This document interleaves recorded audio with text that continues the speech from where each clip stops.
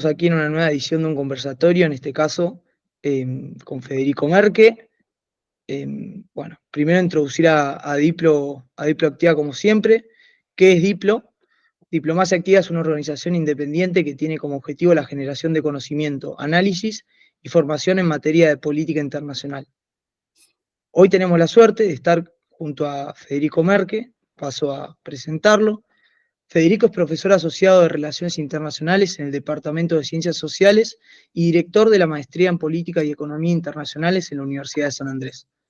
También es investigador del CONICET y profesor en el Instituto del Servicio Exterior de la Nación, del Ministerio de Relaciones Exteriores y Culto.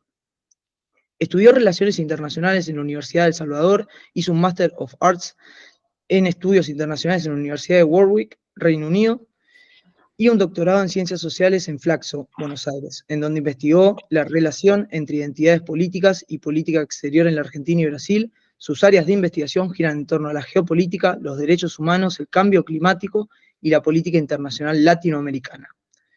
Es un lujo tener a un experto en Latinoamérica y hoy con suerte podremos charlar un poco sobre la política exterior que a 10 meses del comienzo de gestión podemos evaluar o podemos comenzar a sacar algunos puntos o ejes de análisis y bueno, en primer lugar, ¿cómo está Federico?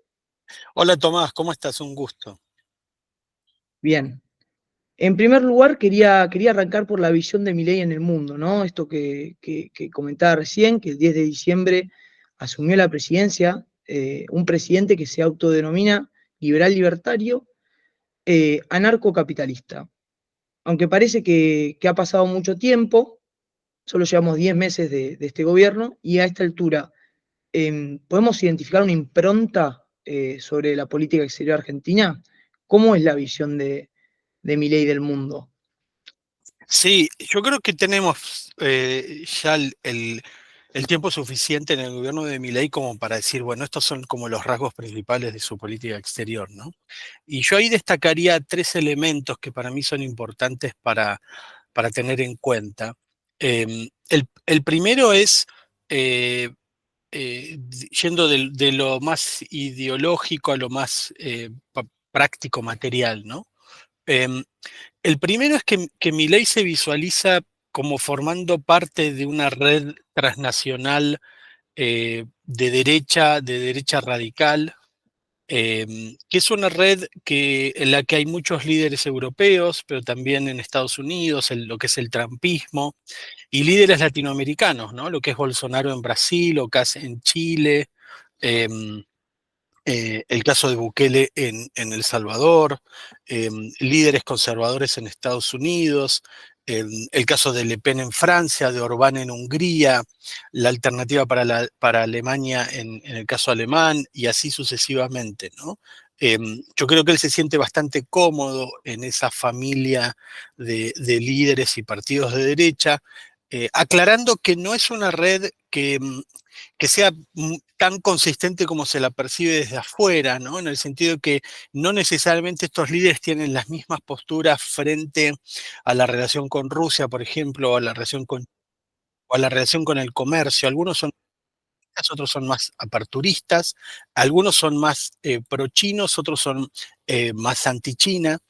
Entonces no es que todos convergen con las mismas ideas, pero yo creo que el elemento que unifica a estas derechas es el rechazo a lo que ellos llaman el woke o el wokismo, que es la mirada progresista global o globalista, si se quiere decir, que de alguna manera encuentra en lo que es la Agenda 2030 de los Objetivos de Desarrollo Sostenible de la ONU, encuentran ahí como el blanco ideal para cuestionar, para criticar, ¿no?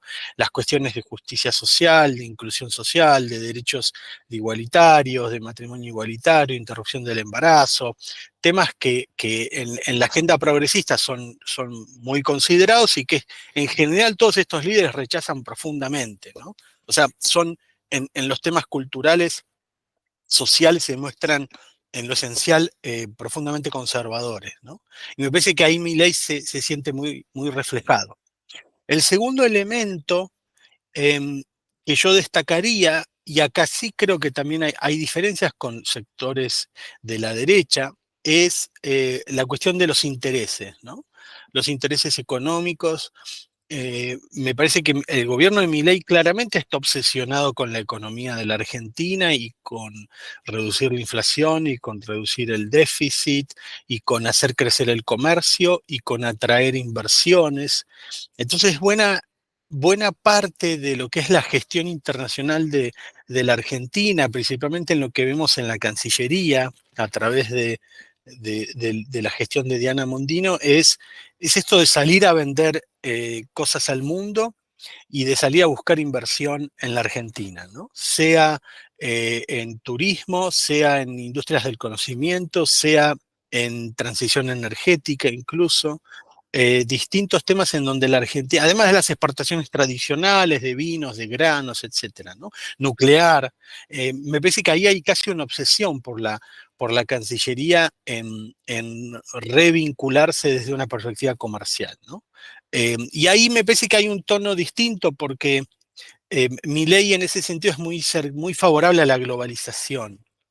Eh, y muchos partidos de derecha en Alemania, en Alemania, en Europa, en Francia, incluso Inglaterra, en Italia, en la mayoría de estos casos lo que tenés son líderes de derecha que tienden a ser más proteccionistas y a cuestionar la globalización, porque identifican a la globalización como un proceso que generó pérdida de empleo, pérdida de desindustrialización en estos países, que se traslada a China, y entonces reclaman un poco más de proteccionismo, ¿no? Y Milei, él en su espíritu no es para nada proteccionista, ¿no? Gobierna un país proteccionista, pero él no es proteccionista.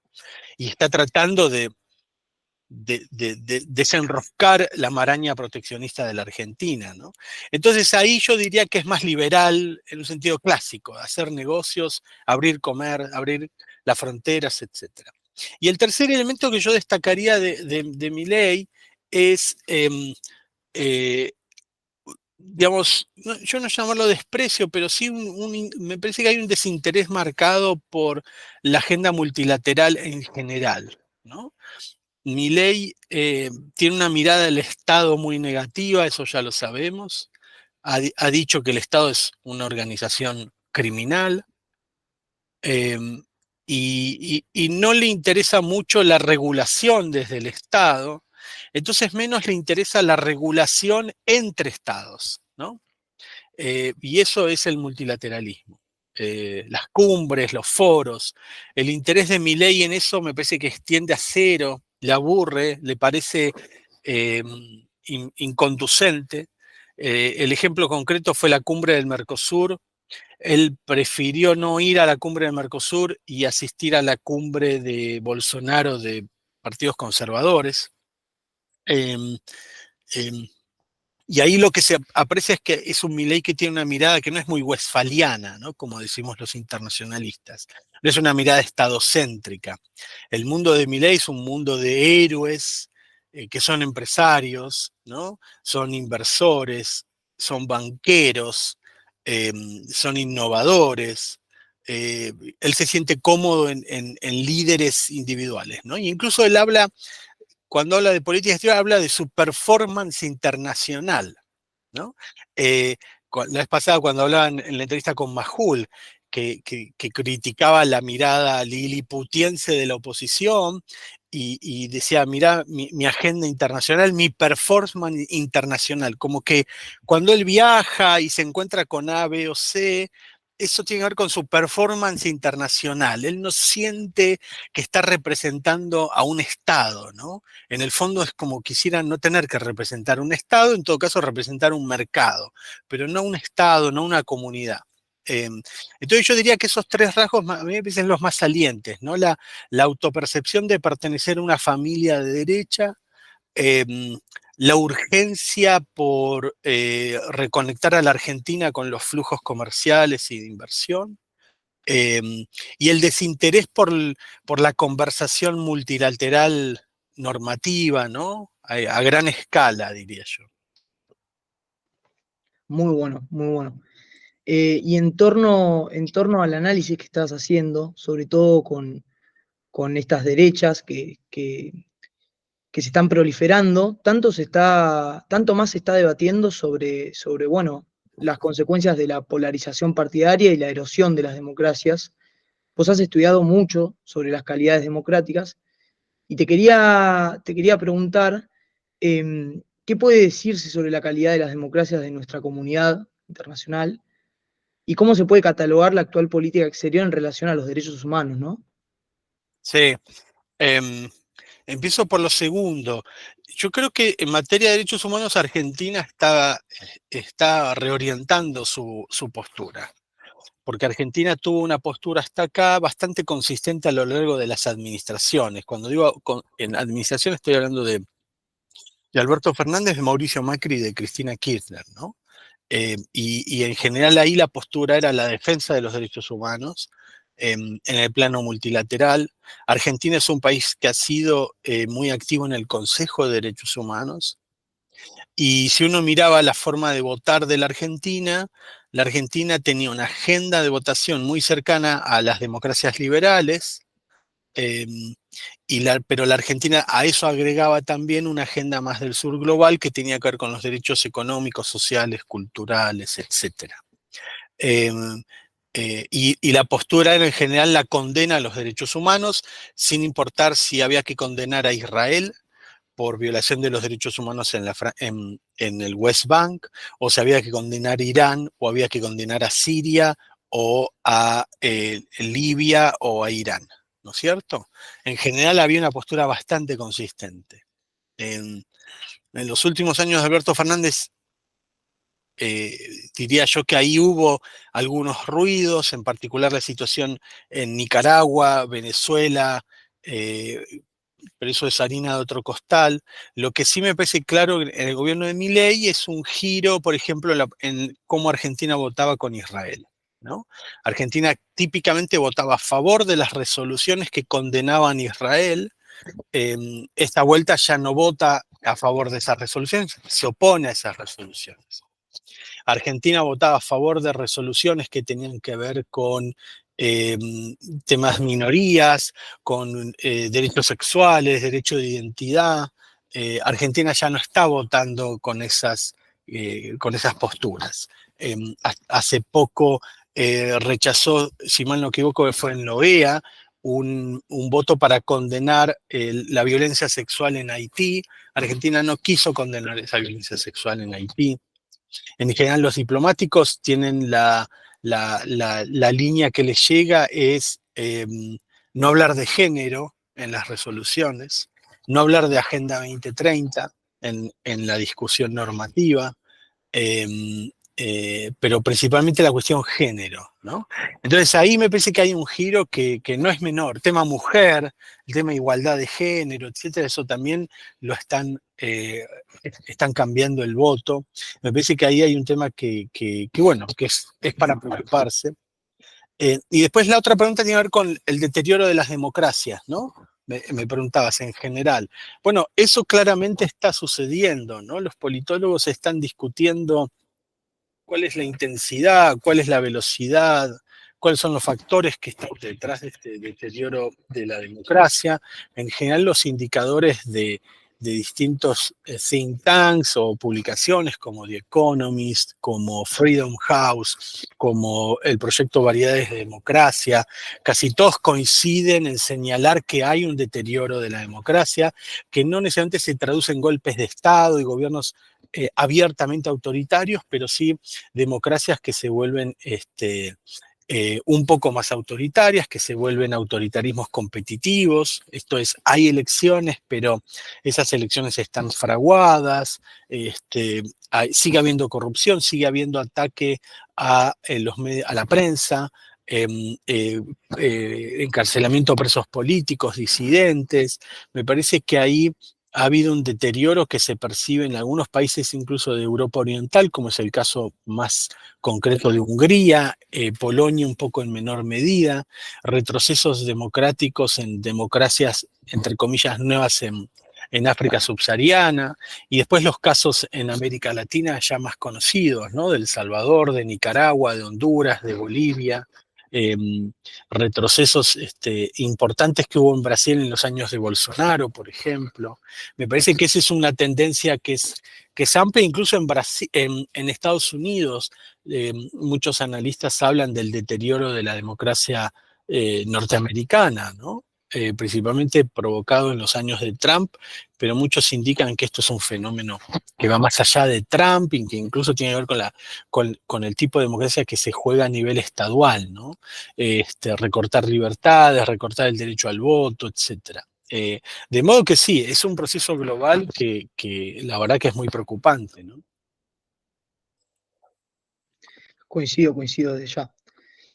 Bien, lo próximo que te quería preguntar es tal vez pensando en relación a todo lo que venimos charlando y haciendo balances un poco entre esta idea de ideología y pragmatismo, si podemos ver una gestión cuya política exterior promete ser más ideológica o bien más pragmática, y si esto puede reflejarse en los vínculos estratégicos que tiene Argentina, desde lo comercial con China, Brasil, pero también desde lo cultural, cómo puede verse esto con la Unión Europea, con los Estados Unidos, y si pareciera haber más tintes de una política exterior ideológica o bien más pragmática. Sí, es una buena pregunta. No tengo una respuesta así contundente. Me parece que, como te decía antes, ¿no? Como hay una vertiente identitaria fuerte, pero también una vertiente muy concreta de que tiene que ver con el comercio y la inversión, en donde ahí yo percibo un poco más de pragmatismo, ¿no? Ahora, dicho esto, si yo tuviera que jugarme por algo, yo creo que esta es una orientación internacional que tiene una alta dosis de ideología, ¿sí? Eh, el, el electorado, el votante no distingue mucho las notas, distingue la melodía. Uno puede decir, bueno, hay notas más pragmáticas, pero la melodía para mí es una narrativa de derecha que es bastante clara. Es esta idea de que Occidente está en peligro, eh, el problema del capitalismo woke, digamos, cuando Milei dice Occidente está en peligro, él no está pensando necesariamente en China o en Rusia, está pensando en los socialistas, en los comunistas que están en los países occidentales y que son los que no entienden nada y quieren corromper al capitalismo, ¿no? Y me parece que eso en él es bastante fuerte. Él, fíjate que no, cuando él habla de temas internacionales, no está hablando de negociaciones comerciales, no está hablando de posicionamiento de la Argentina en el mundo en términos de mercados, de inversión. Él se autopercibe como liderando una batalla cultural a nivel global. Vez pasada en la entrevista con Majul, decía, las dos personas más importantes del mundo es Trump y yo. O sea, él se está colocando como formando parte de una élite en donde él ahí, no sé si se percibe defendiendo el interés argentino, se percibe defendiendo una idea, ¿no? Dando batalla por una idea, por toda una cultura acerca de cuál debería ser la relación entre la economía y el Estado, entre los individuos y la sociedad, etcétera, que yo creo que es profundamente ideológica, nos guste o no, digamos, ¿no? Y después como que tenés que escarbar eso para encontrar las cuestiones más pragmáticas, ¿no? Pero el problema es que esto derrama hacia abajo y los líderes lo escuchan a él y lo leen a él y ven que es un líder que le gusta confrontar, que le gusta, que viaja mucho, pero que no viaja con visitas oficiales. O sea, él viajó 5 veces a Estados Unidos, por ejemplo. 5. Ninguna tuvo una agenda oficial. Fue para verse con empresarios, para ir a un evento, una entrega de premios, para ir a una convención de los conservadores. eh, Como que no le importa, ¿no? Y va a España y se reúne con Vox. Entonces él no está siendo el que teje hilos con los banqueros, con los inversores, me reúno con empresarios y trato de... No, él sale a pontificar, ¿no? Claro, claro, exactamente. y en toda esta construcción identitaria, quería llevarlo al área del cambio climático, también como otro de los ejes que hacen a la sumatoria de todo ello.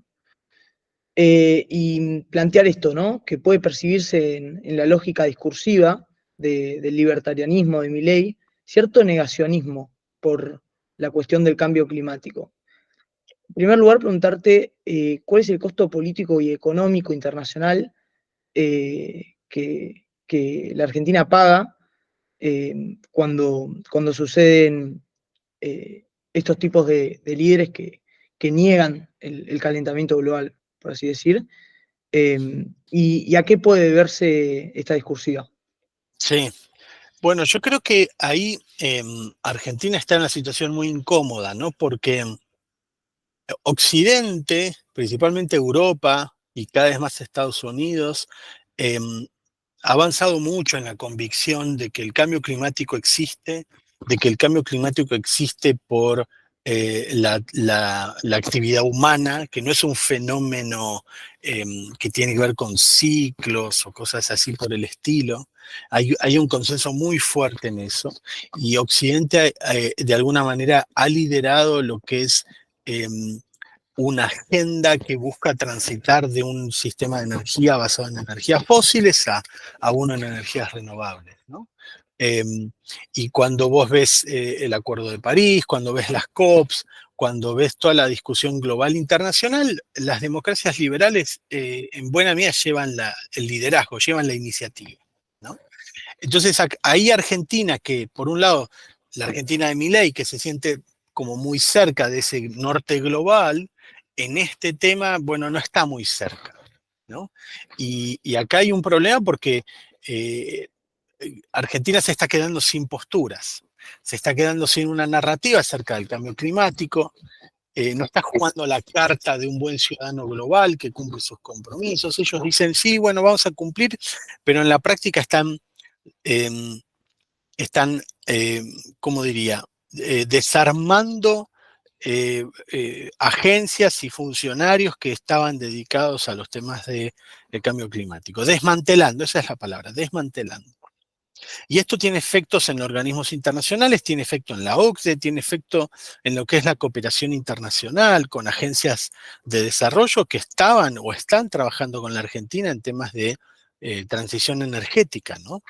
Argentina, por un lado, quiere entrar a la OCDE, un poco señalizando esta idea de volver al mundo tan típica, pero al mismo tiempo rechaza la agenda de transformación energética, de cambio climático, que en la OCDE es central, es central, es uno de los temas centrales hoy día.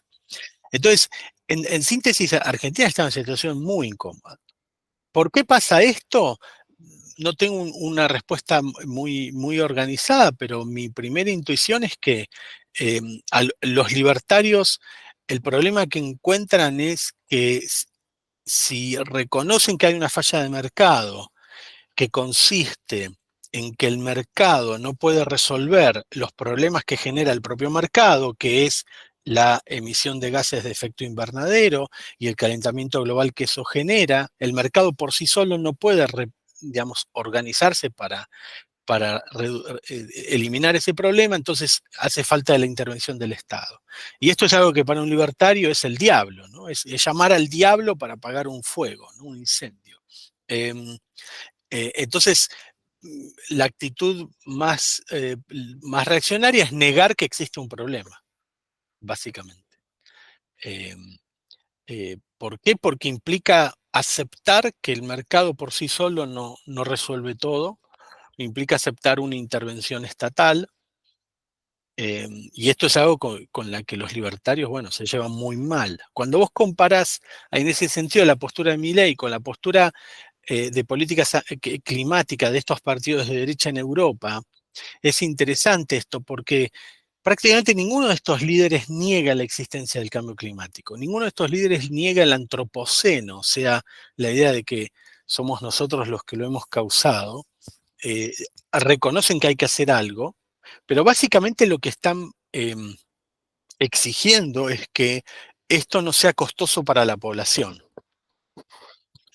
Em, El argumento es un poco que me estás obligando a que en algún momento ya tenga que tener un auto eléctrico, me estás pidiendo que reduzca emisiones con paneles solares, que ponga doble vidrio, que reacondicione los edificios para pasar de una energía a otra, me estás cobrando un impuesto al carbono, digamos, hay un exceso de regulación. Los europeos están pagando tarifas más caras de luz, agua, etcétera. Entonces hay un exceso de regulación en un contexto de crisis de crecimiento, de clases medias muy golpeadas, golpeadas por el clima, golpeadas por la pandemia, golpeadas por el tema migratorio que sacude eh, cuestiones que tienen que ver con la identidad de mucha gente que se siente amenazada por culturas, religiones eh, que las perciben como ajenas a Europa. Entonces hay una ansiedad demográfica que también viene a caldear ahí un ánimo de mucha frustración en las clases medias europeas, ¿no? Entonces estos líderes de derecha utilizan el cambio climático, la agenda climática, eh, como un lugar en donde oponerse, resistir, pero no es un problema cognitivo, no existe esto, ¿no? En general no son negacionistas, dicen hay que hacer algo, pero el trabajador ya no puede hacerlo, ¿no? Eh, Hay que frenar.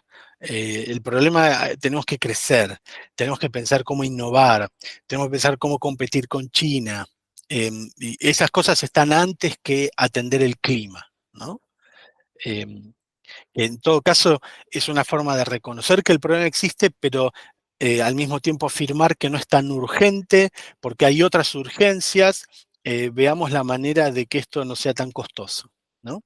En el gobierno de Milei no hay nada de eso. En realidad es una negación epistemológica del problema que derrama en que las agencias de gobierno hablen poco y nada del cambio climático. De hecho, la palabra cambio climático no es adecuada para este gobierno, hay que hablar de el impacto del clima, eh, porque cambio climático no remite a todo esto, entonces hablan de impactos climáticos, y lo hacen con mucha precaución, ¿no?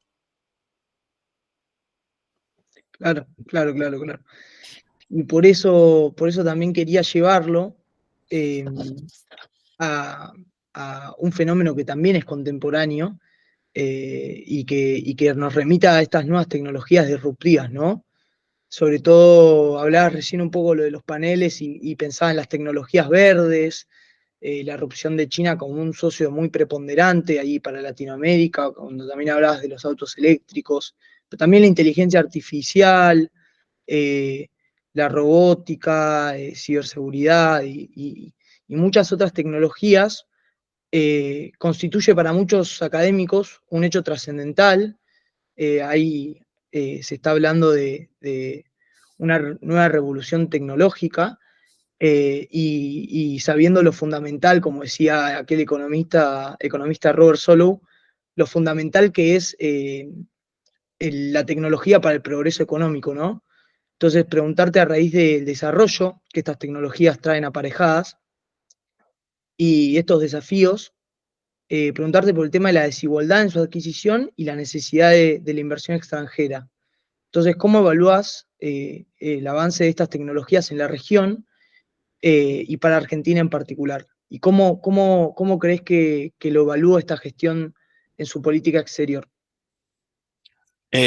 Sí, buena pregunta. Yo creo que la desigualdad está en el fondo del problema climático. Em, eh, eh, Cuando mirás las responsabilidades de cómo llegamos a esta situación, hay muchísima desigualdad. Vos tenés que Estados Unidos, Europa, China dan cuenta del grueso de las emisiones. Si vos pones las emisiones de Estados Unidos, China y la India hoy, estás casi en la mitad de las emisiones globales. Eh, Argentina es un país que está por debajo de menos del 1% en contribución a las emisiones globales. Una empresa global como Volkswagen emite más que la Argentina. de gases de efecto invernadero. Si vos mirás lo que emite Japón, Japón emite más que toda América del Sur en materia de gases de efecto invernadero. Y si mirás América Latina, tenés que 3 países, Argentina, Brasil y México, emitimos creo que arriba del 70%, ¿no? Entonces, no importa en qué nivel estés, siempre hay una cuestión de desigualdades y de por lo tanto, de responsabilidades muy diferenciadas, ¿no? Eso por el lado de los estados, pero al mismo tiempo la desigualdad no es solamente un problema de estados que emiten más o estados que emiten menos, sino de personas que emiten más y personas que emiten menos. Cerca del el 1% de la población de los más ricos del planeta emiten un poco más del 15% de las emisiones totales. Y el 10% emite cerca de la mitad de las emisiones globales. Entonces, esto no es solamente un problema de India, Estados Unidos o Estados Unidos-Argentina o India-Argentina, sino también de los ricos de la India que emiten muchísimo más que los pobres de la India o que el grueso de la India, ¿no? Si vos tomaras a las emisiones de la India, el indio promedio está muy por debajo de lo que es los más ricos de la India, ¿no? Entonces hay un problema ahí fuertísimo que es la desigualdad y por lo tanto eso te coloca en situaciones muy distintas al momento de pensar tanto la mitigación como la adaptación al cambio climático, ¿sí? Porque los que más plata tienen son los países más prósperos y las élites, y son los que más rápido se pueden adaptar. Entonces acá necesitas una enorme transferencia de dinero, de recursos, de tecnología, de norte a sur, y si se quiere, de ricos a pobres, ¿no? El G20 de Brasil está pensando la forma de cómo cobrarle a billonarios, no millonarios, sino billonarios, el que tiene un 1.000 millones de dólares, eh, de cómo cobrarle para generar algún fondo que sirva para resolver problemas de mitigación o en crisis ambientales en determinados países, etcétera. Entonces ahí hay una discusión muy de justicia ambiental y muy normativa, ¿no? Acerca de quién paga esto, quién lo paga. Y eso se percibe en cosas muy concretas, por ejemplo, la adopción de vehículos eléctricos. ¿Quién está yendo hacia vehículos eléctricos? Bueno, el grueso de la venta de vehículos eléctricos tiene lugar en Europa, en Estados Unidos y en China, y casi nada más. ¿Sí? Grandes países del mundo en desarrollo como Brasil, como Indonesia, van súper lento, muy lento. Entonces, ahí se genera un riesgo de zonas de vehículos eléctricos y zonas de auto a combustión, ¿no? Porque además, ten en cuenta que muchos autos en combustión que se usan en África, que son autos importados usados, que vienen de Europa en buena medida. Hay países en donde el 30, el 40, el 50% de los autos que importan son autos usados, descartados en el norte. Em, entonces, una aceleración de los autos eléctricos en Europa, para mí, cabría esperar que eso implique más exportación de autos a combustión a África, lo cual demoraría aún más la adopción de autos eléctricos, por ejemplo. A eso se suman los problemas de tendido eléctrico. Argentina, grandes países necesitan un tendido eléctrico fenomenal para poder integrar zonas que podrían tener electricidad a base de aerogeneradores o de paneles solares, pero no tienen manera de conectar eso a una red eléctrica, ¿sí? Entonces, en muchas cosas estamos muy atrás y se observa como distintas velocidades de descarbonización, ¿no? Una velocidad muy fuerte en el norte y una velocidad mucho más lenta en los países del sur global, porque no tenemos la inversión que hay que hacer en capital. La transición energética es muy fuerte en capital, no es costos operativos, es poner mucha plata de entrada, ¿no? Para redes eléctricas, para aerogeneradores, para granjas solares, para adaptarse al clima, al calor, al aumento del nivel del mar, etcétera, ¿no? Entonces, sí, a mí me preocupa mucho eso y Argentina yo creo que podría estar haciendo muchas más cosas y no lo está haciendo. No lo está haciendo porque no hay un liderazgo desde el gobierno, pero vale aclarar que el gobierno pasado tampoco pudo hacer mucho, ¿no? Sí pudo avanzar en los papeles, en las metas 2050, son unas metas, vos las lees y son buenísimas, son ambiciosas, de reducir a la mitad, de ir al neto cero en 2050. Ahora, ¿cómo llegamos a eso? Sin una intervención del Estado, sin una regulación, sin metas más de corto plazo, no me queda claro. Este, y no veo este gobierno muy apurado por hacer eso. El apuro es traer plata para vaca muerta, para expandir los gasoductos, que obviamente yo soy realista y si yo fuera presidente también estaría pensando en lo mismo. El punto es cómo vos conciliás una agenda de crecimiento con una agenda de descarbonización, ¿no? Que coloque a la Argentina en otro plano, porque Argentina tiene capacidades, tiene mucho viento en el sur, tiene mucho sol en el norte, tiene buenos recursos mineros, tiene energía nuclear, que va a ser muy necesaria para la transición. Eh, eh, Me parece que falta como atar todo eso en una estrategia más grande, ¿no? Para la Argentina. Muy bueno, muy bueno. Y por último, para cerrar, quería, tal vez en vistas al futuro, a las elecciones de los Estados Unidos, pensar un poco la relación, ¿no? De Washington con el resto, con la comunidad internacional, con la región, pero en particular también con Argentina. ¿Qué puede esperarse ante la victoria de Harris o ante la victoria de Trump? ¿Qué podría cambiar en esa relación?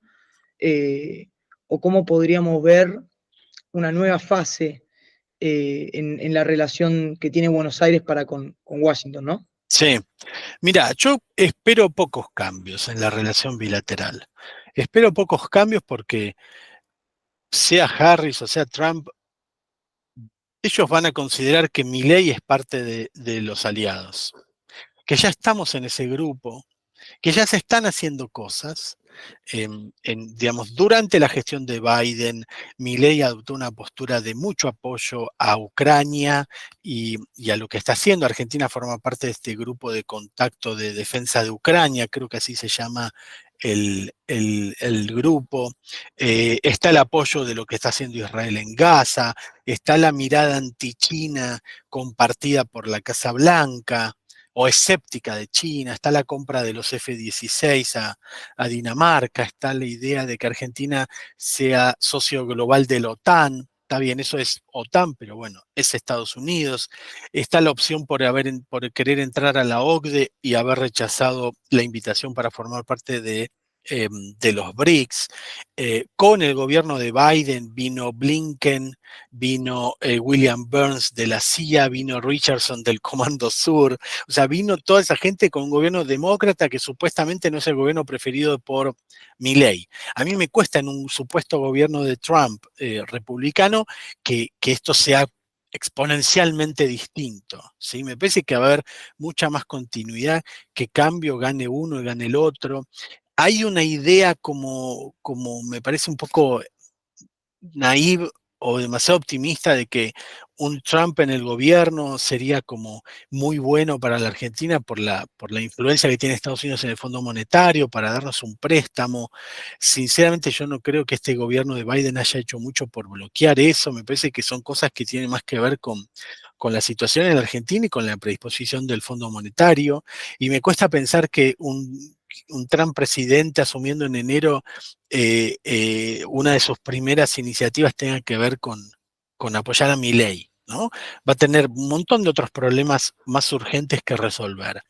Entonces no guardo una expectativa de un cambio sustantivo gane Harris o gane Trump. Me parece que Argentina va a estar cerca de Estados Unidos. La preferencia de Milei es un Estados Unidos republicano, pero si no es republicano va a seguir siendo con Estados Unidos. No veo otra, no veo otra. Bueno, Federico, agradecerte como siempre por este análisis y por habernos contado una mirada sobre la política exterior de la Argentina y en Latinoamérica. Así que, bueno, agradecerte y cierro con nuestro lema de la organización, que es el mundo nos necesita atentos.